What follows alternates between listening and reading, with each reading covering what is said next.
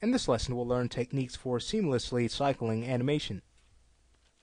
We're going to be working on an idle for our aircraft, and along the way we'll learn those techniques that can be applied to any types of cycles you'll work on.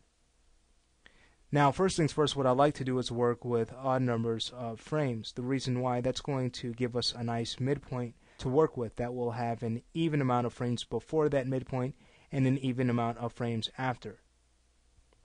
So if we were to go to our time configuration dialog, let's go ahead and set the time we're going to be using. That's going to be a start time of 1 and an end time of 33. Press OK. Our midpoint in this case is going to be frame 17. Now, we will be working with auto key, so what I'll go ahead and do is go to Customize Preferences and make sure the auto key default frame is going to be set to frame 1. And I'll press OK. Alright, so now we can basically start our animation. I'll turn on auto key. I'll go to the key filters and make sure everything is going to be turned off except for position. We'll start with position keys and then we'll move to adding a little bit of rotation to finish. Alright, now on frame 17 we can drop our ship slightly, and now we have the first segment of movement in our cycle. And something you want to keep in mind as well is your default in and out tangent types. Okay, again we can use auto, which it should automatically be set to. Alright, so now that we have some movement from frames 1 to 17, to continue this movement we basically need to make sure our last pose is going to match our first pose. The reason why is if there's a slight change in that last pose, what's going to happen is we're going to notice a pop. So an idea of this, if we hit play, notice that type of snap we're getting here.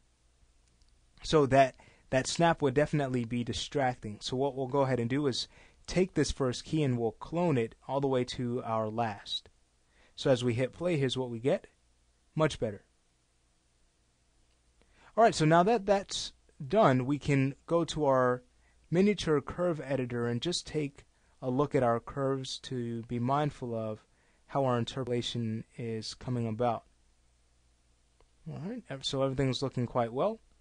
If anything, I think we can take this key on frame 17 and bring it up just a little bit more, just so that we're getting a little bit more of a subtle result. If it's moving too much, then it won't look like an idle, but it'll instead look like something's wrong with our ship.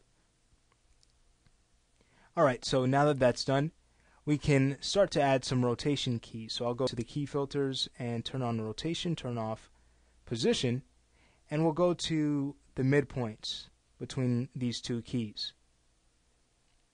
So at about frame 19, okay, being mindful of also the direction the ship's moving in, on frame 9, we can go ahead and rotate the ship so that its left side is going to be a little bit higher. And I'll also turn off angle snap.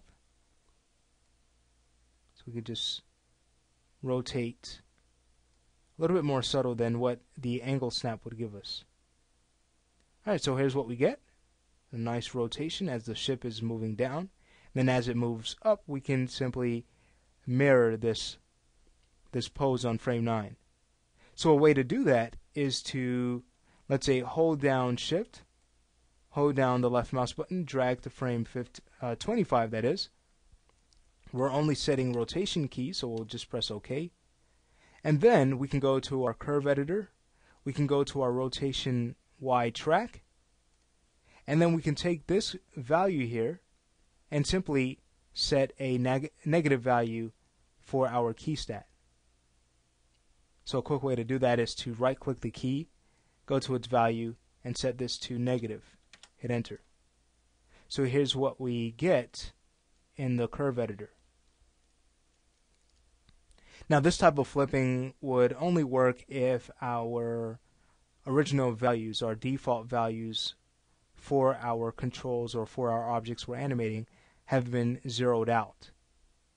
And that's actually more of a rigging topic, but essentially what we'd want to do is reset our X form and make sure our position and rotation list, and even scale if we're animating with that, have been set to 0 before we begin animating.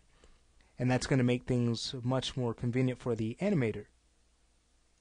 Alright, so now that that's done, okay, we can now basically make sure we have a similar pose for our last frame. So for this Y track, I'll just go ahead and hold down Shift from the first key and drag this to frame 33. And being that we know that our value should be set to 0 if we were to right click that first key, if we select the next key, let's make sure its value is going to be set to 0 by right clicking on our value slider. Okay, so here's what we get when we hit play. Alright, so we are getting some nice movement now, but we can definitely see that there is a pause in the animation. So before we actually move on to the next lesson where we finish our cycle, what we're going to go ahead and do is just go to our tracks that have animation. That's our Z track, Z position track, and also our Y rotation track. And we'll now go to the controller menu and choose out of range types. And then we'll set this to cycle. Great. So now that that has been done, we'll stop the lesson here, and in the next lesson we will finish our seamless cycle.